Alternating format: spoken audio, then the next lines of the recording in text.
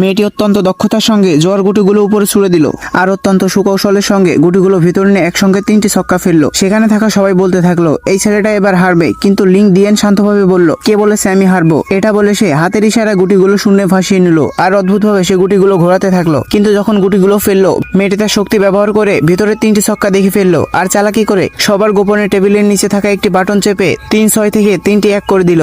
কিন্তু ছেলেটা আওয়াজ শুনেই তার চালাকি ধরে ফেললো। মেয়েটি আত্মবিশ্বাসের সঙ্গে একটি ছুরি হাতে নিয়ে তার দিকে এগিয়ে এলো, কারণ সে যদি হারে তাহলে তার হাতের আঙুল কেটে ফেলা হবে, কারণ তার গার্লফ্রেন্ড এই গুন্ডাদের হাতে বন্দী আর তাকে বাঁচাতে হলে বিভিন্ন খেলায় তাদের হারাতে হবে। এদিকে ছেলেটি তার দৈবিক শক্তি ব্যবহার করলো আর 3টে গুটিকে 6 খণ্ডে বিভক্ত করে দিল, যা দেখে সবাই চমকে উঠলো, কারণ ছেলেটি 306 পাশাপাশি 3টি 1ও ফেলেছে আর সে 3 পয়েন্টে মেয়ের থেকে এগিয়ে গিয়ে খেলাটিতে বিজয় অর্জন করলো। এরপর শুরু হলো দ্বিতীয় প্রতিযোগিতা, যেখানে 2টি প্রতিযোগীকে রুমাল দিয়ে চোখ বাঁধা হবে আর দুজন প্রতিযোগী কিছু না দেখে একে অন্যের উপর তাস দিয়ে আক্রমণ করবে। প্রতিযোগিতায় দুজন প্রতিযোগী কেউ কারো থেকে কম যায় না, একে অন্যের উপর আক্রমণ করতে থাকে, কিন্তু কেউ সহজে কাউকে আক্রমণ করতে পারে না। ভিডিওটি বাকি অংশ দেখতে সাবস্ক্রাইব করো আমাদের ইউটিউব চ্যানেল।